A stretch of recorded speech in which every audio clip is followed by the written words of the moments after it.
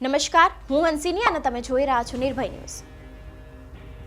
અત્યાર સુધી કૌશિક વેકરિયાના જે નકલી પત્રનો વિવાદ છે તે દિવસે ને દિવસે વકરી રહ્યો છે। થોડા સમય અગાઉ કૌશિક વેકરિયાના નામે એક પત્ર છે તે સોશિયલ મીડિયામાં વાયરલ થયો હતો। તે બાદ તે લેટર કાંડમાં જેટલા પણ આરોપીઓ પકડાયા હતા તે લોકોનું એક સરઘસ કાઢવામાં આવ્યું હતું। આ બધાની વચ્ચે આમાં એક પાટીદાર સમાજની દીકરી હતી તેને પણ આરોપી સાબિત કરવામાં આવી હતી। જો કે તે બાદ ખુલાસો થયો કે તે પાટીદાર સમાજની દીકરી છે, તે ટાઈપિંગ કરતી હતી એટલા માટે તે આરોપી ગણાઈ નહીં। અને હવે આ જ બાબતને લઈને પાટીદાર સમાજ તો ગઈકાલે મેદાને આવ્યો જ હતો, પરંતુ હવે પૂર્વ ધારાસભ્ય પ્રતાપ દુધાત પણ મેદાને આવ્યા છે।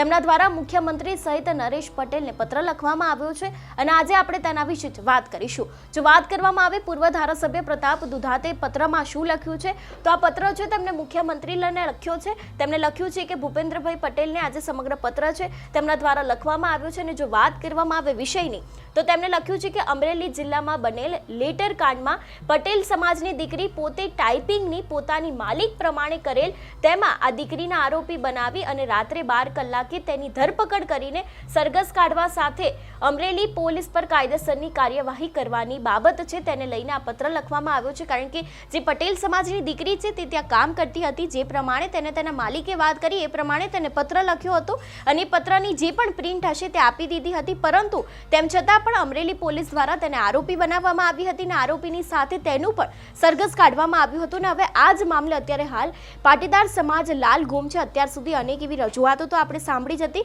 પરંતુ હવે આ બધાની વચ્ચે અત્યારે હાલ પ્રતાપ દુધાત જે પૂર્વ ધારાસભ્ય છે તે પણ મેદાને આવે છે। તેમના દ્વારા ફક્ત ને ફક્ત મુખ્યમંત્રી ભૂપેન્દ્ર પટેલને જ પત્ર નહીં, પરંતુ નરેશભાઈ જે ખોડલધામના ટ્રસ્ટી છે તેમને પણ પત્ર લખવામાં આવ્યો છે। જો મુખ્યમંત્રીના પત્રની વાત કરવામાં આવે તો તેમણે અહીંયા લખ્યું છે કે અમરેલી જિલ્લામાં એક ભાજપના અંદરના ગ્રુપમાં લેટર કાંડ થયેલ છે, જેમાં પટેલ સમાજની દીકરી એક ઓપરેટર તરીકે કામ કરતી હતી, જેઓ પોતાના માલિકના કહેવા પ્રમાણે ટાઈપિંગ કરતી હતી, જેઓને કોઈ જ રીતે બદનામ કરવાનો ઈરાદો ન હતો। પોતે પોતાના માલિકે કહ્યું તે પ્રમાણે ટાઈપ કરીને આપ્યું હતું।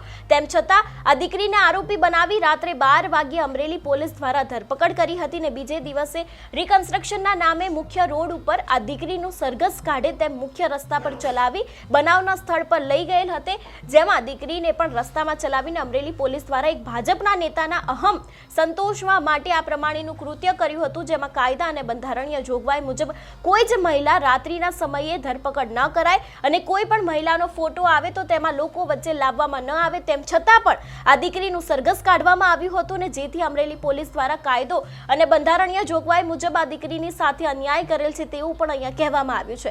એટલું જ નહીં, તેમના દ્વારા બીજું પણ અહીંયા કહેવામાં આવ્યું છે કે અમરેલી જિલ્લામાં ગુનેગારો બેફામ દારૂ છે, ખનીજ ચોરી છે વગેરેના આરોપી સામે ક્યારેય સરઘસ કાઢતી નથી, પરંતુ અત્યારે હાલ એક આ સામાન્ય જે પાટીદાર સમાજની દીકરી છે તેના દ્વારા તેના માલિક પ્રમાણે કામ કરવામાં આવ્યું હતું, તેમ છતાં પણ રાત્રિના સમયે તે દીકરીનું સરઘસ કાઢવામાં આવ્યું હતું। અત્યારે હાલ આવી વાત પૂર્વ ધારાસભ્ય પ્રતાપ દુધાત છે તેમણે મુખ્યમંત્રીને કરી છે કે જે પ્રમાણે પાટીદાર દીકરી સાથે અન્યાય થયો છે તેવી અત્યારે હાલ અન્યાય થવો ન જોઈએ ને તેના ઉપર જ અમરેલીના જેટલા પણ પોલીસ છે તે લોકો ઉપર કાયદેસરની કાર્યવાહી કરવામાં આવી તેવું તેમના દ્વારા કહેવામાં આવ્યું છે। હવે જો વાત કરવામાં આવે નરેશ પટેલના પત્રની, તો તેમના દ્વારા પણ અત્યારે હાલ એવી જ રીતે કહેવામાં આવ્યું છે અને તેની સાથે જ લખ્યું છે કે આપના સમાજના જેટલા પણ લોકો છે, આગેવાનો છે, તે આ બાબતે બહાર આવે, આ દીકરી માટે સાથ સહકાર આપે અને બીજી રીતે બિન અધિકૃત રીતે સરઘસ કઢાવનાર અધિકારીઓ સામે કડક પગલાં ભરવામાં આવે તેવી પણ અહીંયા વાત કરવામાં આવી છે।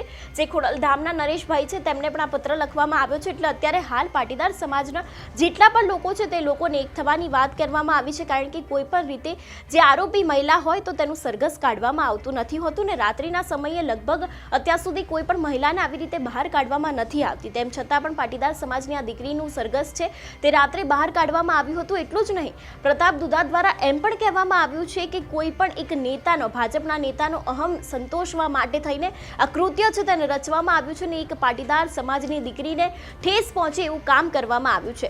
જો કે તેમણે કાયદાની જોગવાઈઓની પણ વાત કરી છે કે જે પ્રમાણે અત્યારે હાલ આ કાયદો ચાલી રહ્યો છે તે દરેક વાત અયોગ્ય છે, તેમ છતાં પણ પાટીદાર સમાજની દીકરીનું આવી રીતે સરઘસ કાઢવું ન જોઈએ અને આને જ લઈને તેમને પાટીદાર સમાજને પણ કહ્યું છે। એટલું જ નહીં, નરેશ પટેલને પણ તેમણે વાત કરી છે કે નરેશ પટેલને પણ એવું કહ્યું છે કે તમે પણ પાટીદાર સમાજના લોકોને એક થવાનું આહવાન કરો, જેથી કરીને આ દીકરીને આપણે સાથ સહકાર આપીએ અને તેમના વિરુદ્ધ વિરુદ્ધ જે પણ કંઈ કાર્યવાહી કરવામાં આવી છે તેના વિરુદ્ધ હવે આપણે અવાજ ઉઠાવીએ.